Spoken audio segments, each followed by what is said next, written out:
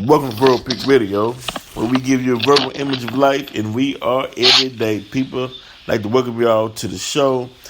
I have a good friend of mine, A-Tone Productions, Brother Marcus Muhd. Welcome to the show, Brother Marcus. Thank you for having me, bro. How you doing? Can't complain. Can't complain. You know, we were talking the other day about, the inauguration and looking forward to the future, right? Mm-hmm. And so it dawned on me while I was sitting here, and I was like, well, I got to have the brother on the show so we can identify what we want, but not actually what we want as a people, but actually what we need. What we need to move forward in this near future, because, and the reason why I want to do the show is because we need an agenda. We need to be. If I guess if I wanted to use an example, we need to have our own, such as the Asian community, the little Italy and little Greece and little Ethiopia and all the different cultures. We need to have our own culture and our own thing because we have the people, we have the resources, and we have the knowledge. We just don't have the unity. So with the new savior, it seems like everybody is gathered behind Joe Biden and Kamala-Harris. We got to put out some bullet points on things that's needed to improve our situation. The reason being is because if we don't gather certain things that are in need, as the future rolls in and as time passes by, we'll continue to be on a slippery slope, and we'll lose our footing. So it's definitely a time of concern. So let's get started, Brother Mark, on some of the things that we need to endure. What would be the first thing that comes to your mind? First thing that comes to my mind, brother, is a word that'll sum it up because there's so much that we need. And I would have to just say the opportunity that we never had, or at least we haven't had since Black Wall Street was burnt down. We just need the proper opportunity, and really, as the original people, that's really all we really need, bro. I mean, of course, we're owed a whole lot, and there's no way they can really pay us back all that they owe. But for their own good, I would be trying to repent and make some sort of amends for what has been done to us as a people and for what they benefit from today. Right. Right. Mm-hmm. Not about saying that would be in the form of reparations. There would be square up in the for reparations, brother. And reparations can come in different forms. But yeah, reparations. And just like they give Israel $4 billion per month, they can come off something. And playing broke, that don't work anymore because COVID done exposed them for what they have and what they're able to come up of and still sustain and still hoard like they like to do. Yet put money into the hands of people who will circulate the dollar like patriots would, Right. But yeah, I mean, for the most part, bro, because we have a responsibility ourselves. We're not standing here with our hands held out and saying, gimme, gimme, gimme, even though they owe us. We are ready to take on the responsibility of being a sovereign people. So the thing that should be done should be based on getting the hell out of our way and getting us opportunities, setting form of policies in the law. Right. And you're right. You have to lay that base. That would be the basis that needs to be laid down first. And then once we feel secure and protected up under the law, under the system, then we can be comfortable enough to get into other studies. Like studies like geology or archaeology or you know, getting more into the sciences and the mathematics, and I mean things to not only build a solid community, you know, but things to that can help grow and sustain a solid community. We got to get into food science. I mean, it's so many fields of study that we got to get into, but the motivation has to be, you know, that we are working to build something for each other. And I was watching this young lady. She was from another country, but she had got accepted into Harvard University, right? And she was so elated. She said that I think she's gonna be the oncologist, but she was saying that, man, when she get out of school and with her skill, she can't wait to bring it back to her community. She don't want to be like those who go off and accomplish things and just lead the communities. She's saying she want to come back and help build her community with her new skills. And I was like, wow, man, that's where it's at, because that's power, you know. We see when we get into, and I know you understand this though, brother, how after the Civil War and after when they started separating the housing market to where we could move, really after they were putting us into, they created the ghettos, and then was like, okay, y'all, you can't stay here, but you can stay here, just like they did in Germany, right?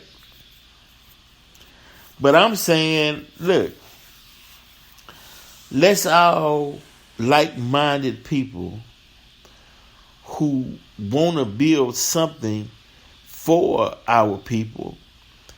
Let's take these degrees and these scholars in all these various fields and get some land and create a charter like you wrote, and let's put something together. Yes, sir.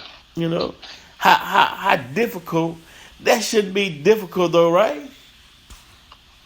It's not difficult, except if you got the wrong kind of heart, it's difficult. It's difficult for you to oppose your own negative heart if you don't have that type of plan in mind for people. We're talking about human beings, and we're talking about doing the right thing towards your fellow human being. You know, it's hard for some people. You know what I'm saying? Cause I'm thinking, see, this is the same thing that's happening though, Brother Mark. All the people that's moving back to Africa, to Ghana, moving to Panama, Belize, moving to the Virgin Islands and whatnot. Just imagine if y'all saved that money and bought the land out in Texas and start building your own town right here in the Americas. Because it's the same as when people was when in the 80s when crack hit and people was leaving black neighborhoods and they was calling it black flight, and black folks was leaving, going to different suburbs and other cities and whatnot. Now it's a step to where black people are just leaving the country altogether.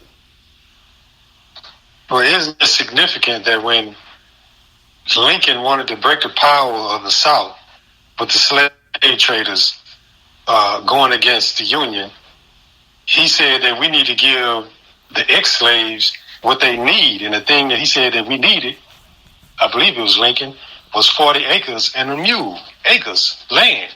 Right. So, I mean, what do we need? We need land.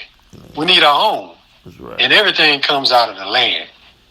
And like you say, brother, you go to your school of education and you get your degrees, and hopefully you actually get some knowledge and not just a piece of paper. You come out of there and you got knowledge and wisdom that you should utilize for yourself and for your family, for your people. And that should be all you need. You, along with other like-minded people, to extract what you need up out of the land. Right. So what we need is territory. Okay. We need territory because they understood. Because see, when white families was coming from Europe to the America, they was giving them 150 acres. There you go. They understood how important land was, right? Mm-hmm. So say, because we finna build this thing, brother Mark. We finna give y'all a verbal image of this thing, right? Mm-hmm. So now we agree that land is the basis of independence, so you need land, right? Yes, sir. Then you need people, right? Mm-hmm. Okay. Now coming over from Europe, right? They came to the Americas with all these different religious beliefs, right? Whether it was Protestant, Catholic, whatnot, Quakers and whatnot.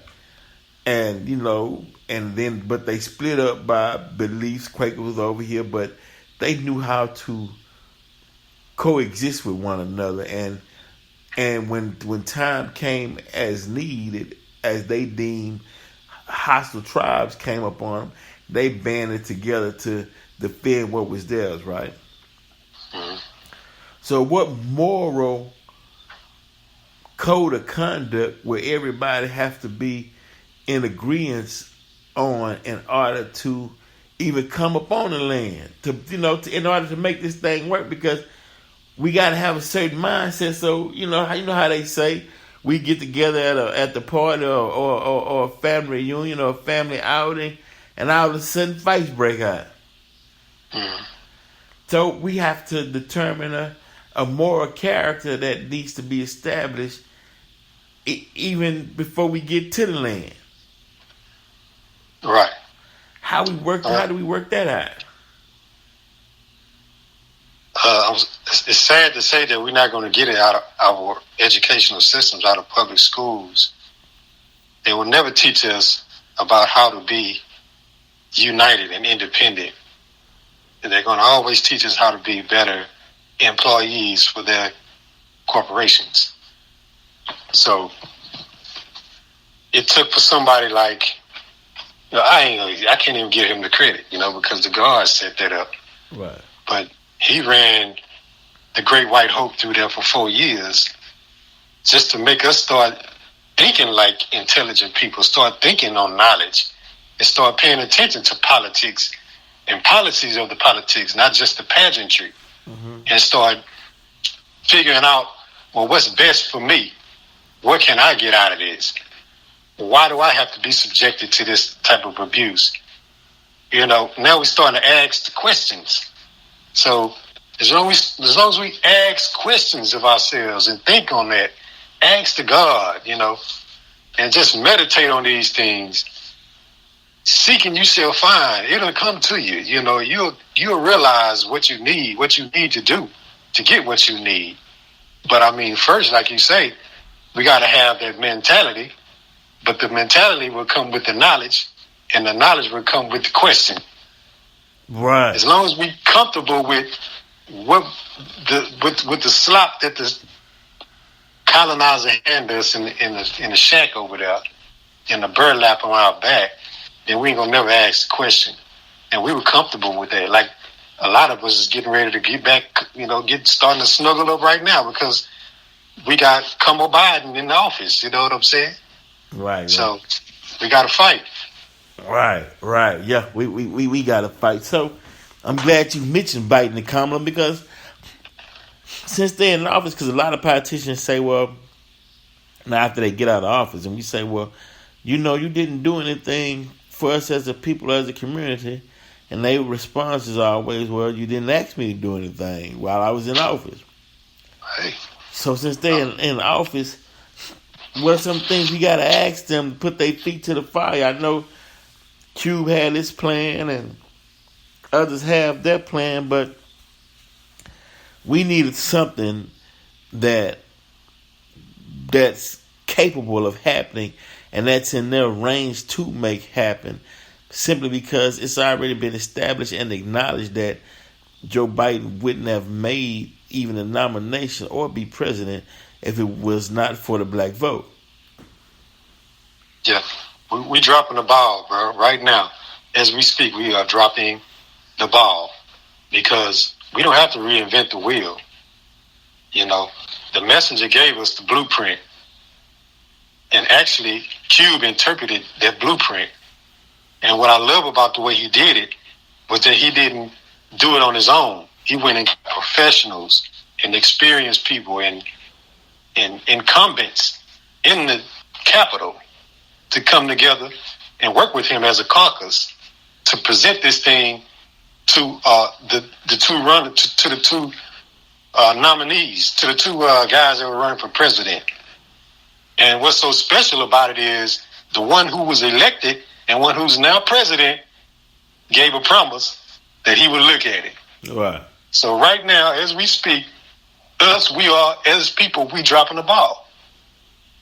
Yeah. Yeah. Because it's already on the table. Right. And the man had already made a campaign promise on it. That's right. And it's spelled out where he can understand, and it's comprehensive. It's what something that we can understand as a people. The face of it, we familiar with. We know this brother is who he is. We dropping the ball. If we not running that shit up, damn. What's up, bro? I'm trying not to get the red explicit. Right. We dropping the ball, bro. Right. We got to push right now because it's already we got one foot in the door with that a contract with Black America. Right. Yeah, because the fight was to get whoever the nominee was really for black folks wanted Biden in office. So the fight starts now that he's in office. It didn't end once he got inaugurated and he took the oath. Exactly. It ain't over. Now it begins. Right. Now we gotta. That was just a jab, you know. Right. You think you done with the fight because you threw a jab? Come on, bro. That's you know what it. I'm saying? Yeah, that's it. Fight over. Ring the bell. I won.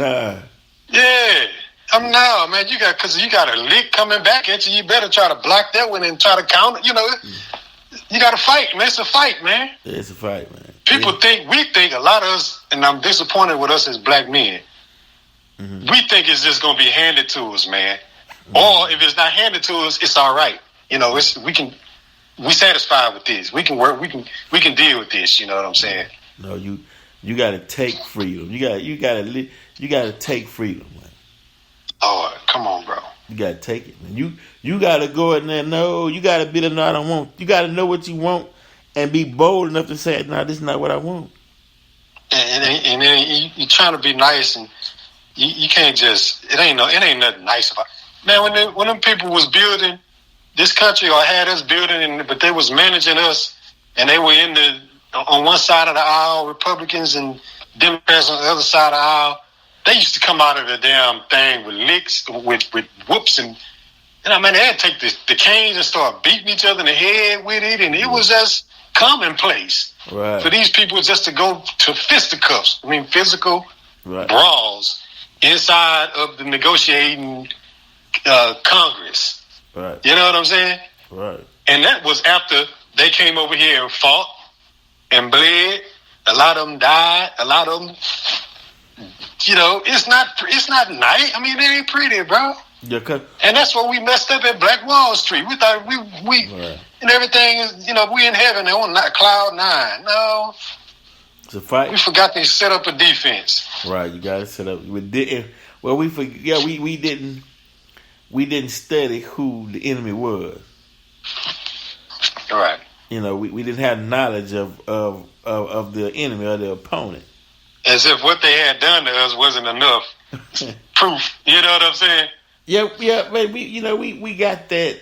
We hope one day things gonna change kind of mentality. You know, we all gonna sing Kumbaya one day, and they let us have that belief, but in the back of their mind, they like, shit, niggas, you crazy. Right. But you can have that belief if you want to, though. We ain't gonna stop it because really it's beneficial to them. Yeah. Yeah. Yeah. It's a trick. It's a trick, man. But the thing about it is that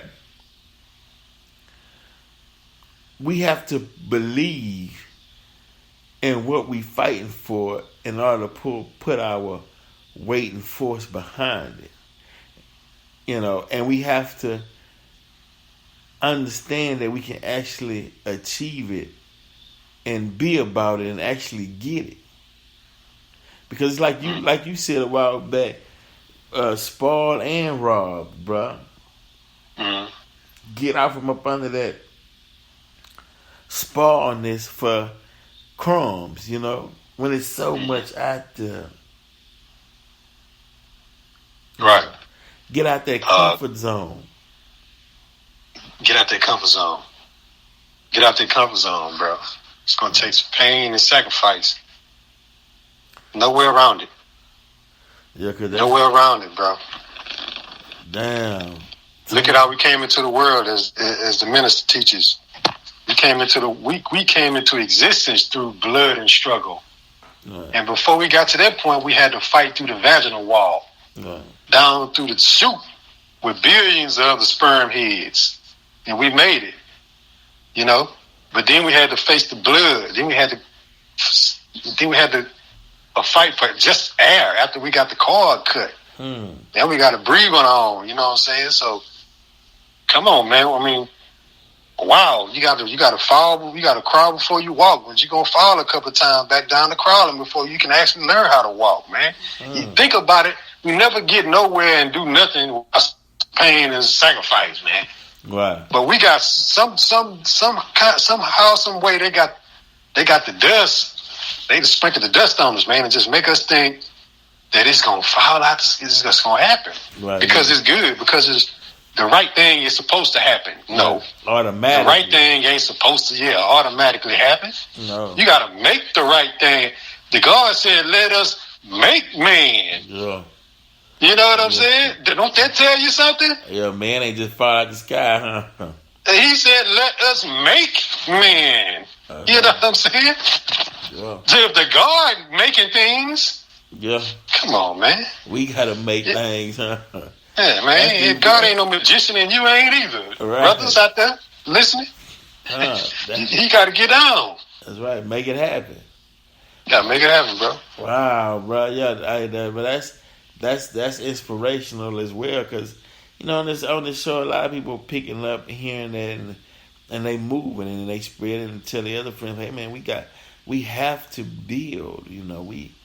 We have to become builders. Even if you got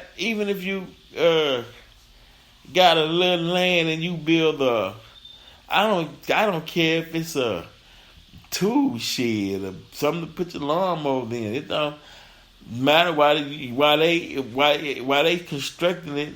Look at the blueprints and learn about it.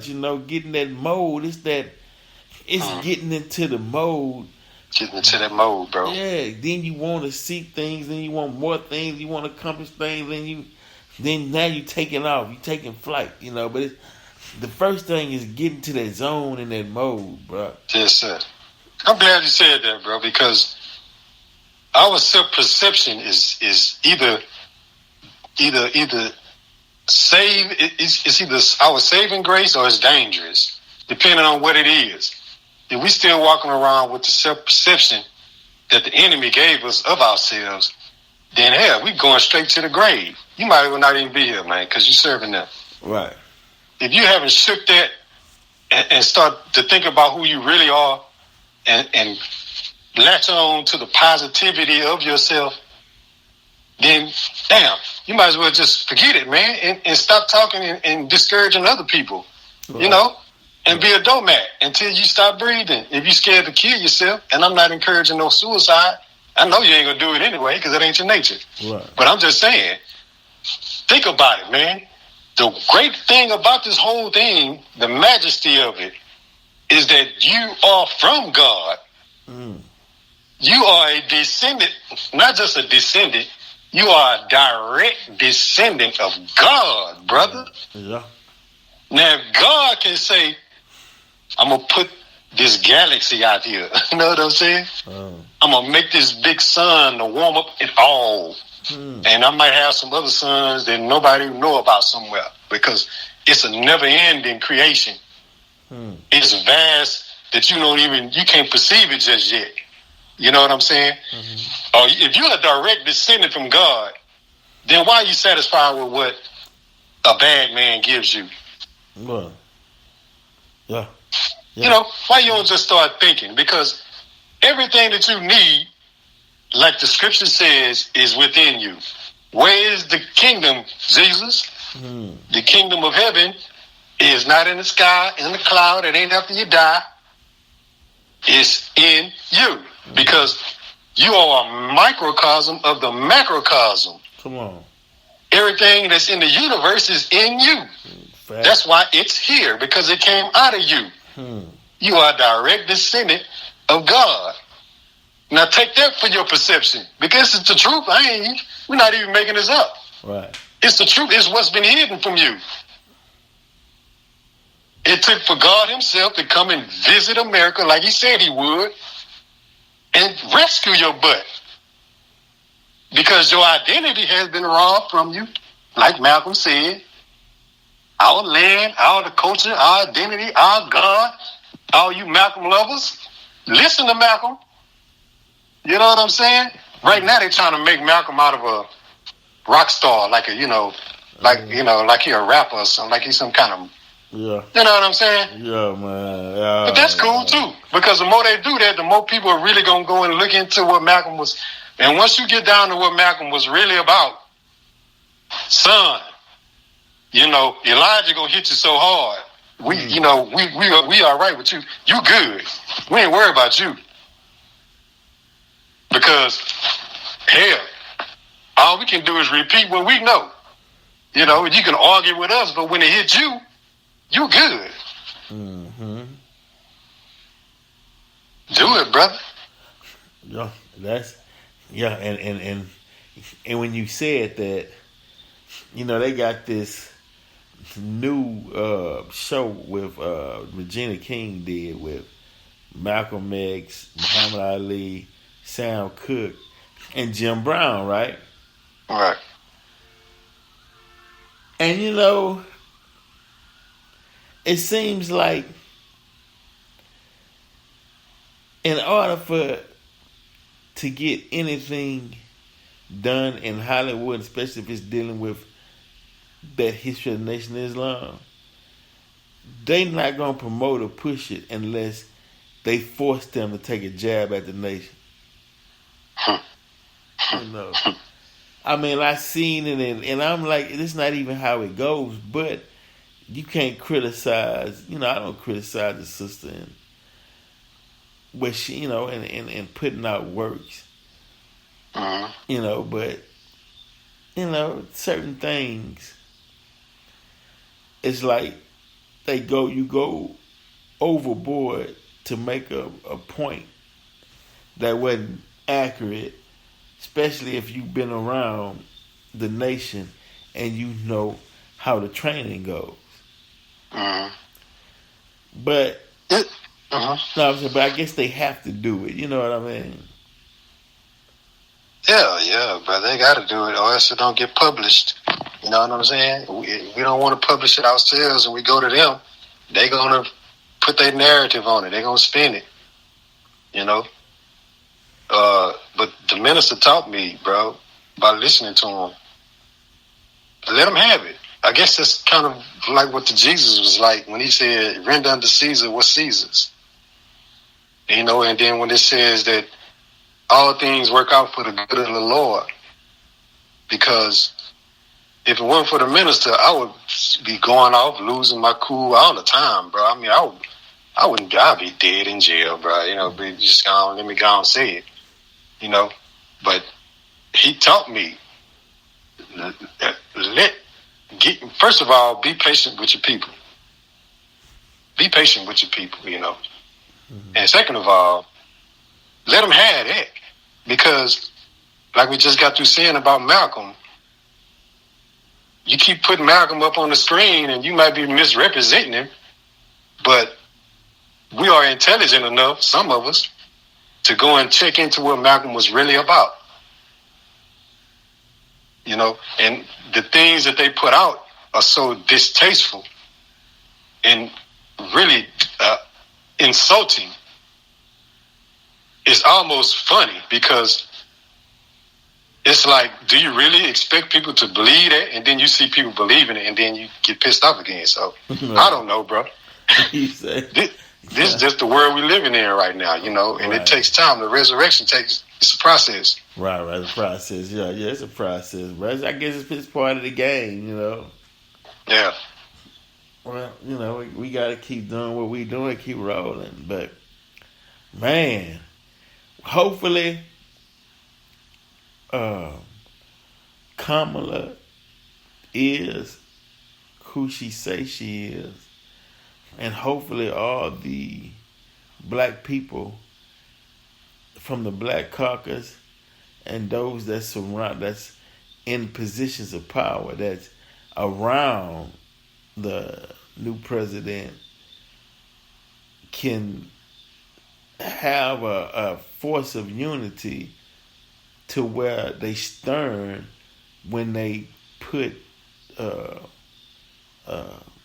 requests that they want to see in action to the president, where they look him in his eye and say, we want this passed. Mm-hmm. To where he can feel that urgency and that need coming off them, where he can say, man, they really not playing this. They really want some change. Right. Because you can have some who say they won't change, but they get around, they shaking jive and laughing, and they don't take them serious, and they blow them off and go on to the next thing. Mm-hmm. Well, this is the time for fairness, because playtime is over, so we got you in office for a reason and a purpose. Absolutely. And the people want to see something for their vote, some sort of advancement. But I did like the fact, if he do it within the black community, though, about the rebuilding the infrastructure. Because when you beautify the environment, that also helps you think. Sure. So he talking about, we're going to fix these potholes and roads and infrastructure and inner cities and whatnot. Yeah, let's make it look good. Mm-hmm. So that's what I like to see. So, like I said, I hope they get on it. And I hope it's sincere motive behind that, because that's what gentrification is. You go and beautify it, and then you push all the people that were there before you started out into the streets and we saw the other day. You know what I'm saying? Yeah, that's true. Streets looking pretty. Yeah. But right down the street on the corner, you got about 10, 15 people sleeping in tents.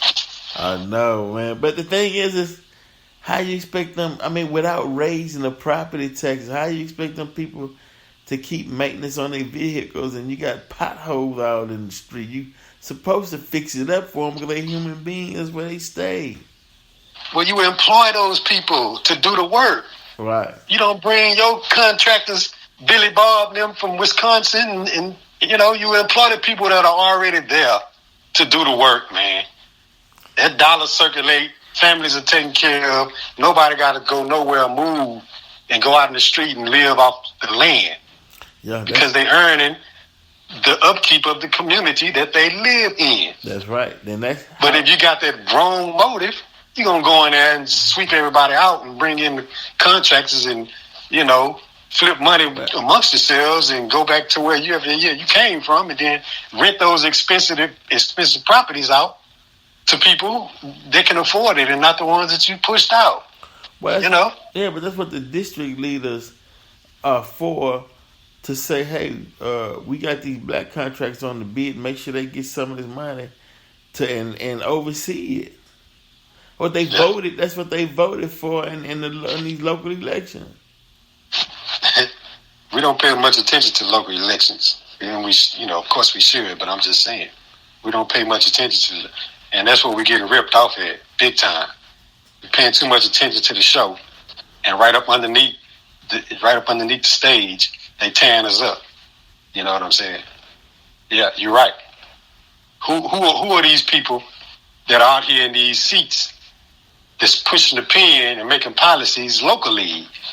No. You know, how come there ain't no grocery stores, and why people ain't got the jobs they need, and why there's this gentrification going on locally? What's up? Right. I know it's part of it is redlining and gerrymandering and blah blah blah, but some of it can be controlled.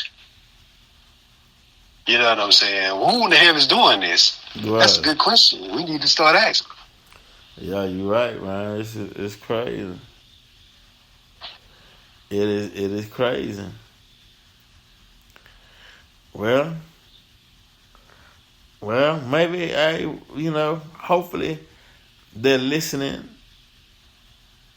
and understand that, the people are ready for a change.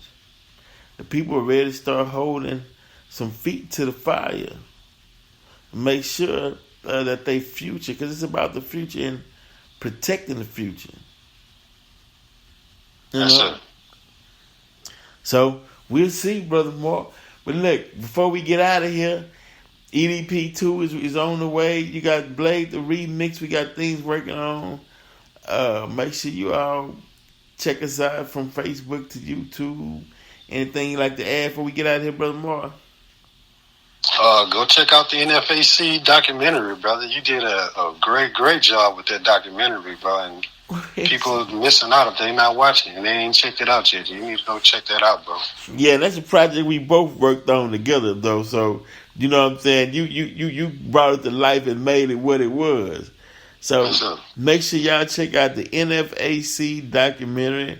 It's on YouTube, streaming right now on Verbal Pick Radio, VERBALPIC Radio, and check that NFAC documentary, because the idea and the thought when we was referencing Black Wall Street, and they didn't have a defense mechanism. In America, you need a defense mechanism. As the minister stated, business is warfare. Right. And guess what?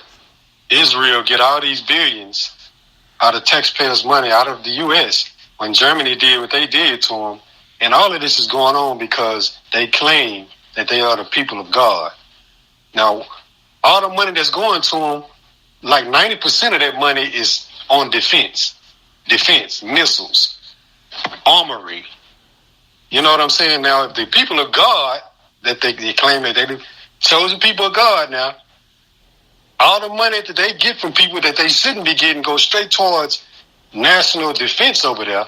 What does that tell you about everybody else and what we should be doing? I mean, got to learn how to defend ourselves, brother. Right. Ain't nothing wrong with that. That's right. And that's why I don't criticize Grandmaster J, NFAC, because the idea, the concept, looking at it in real time should spark something, even to the harshest critics, because it's surfacing the need, bro.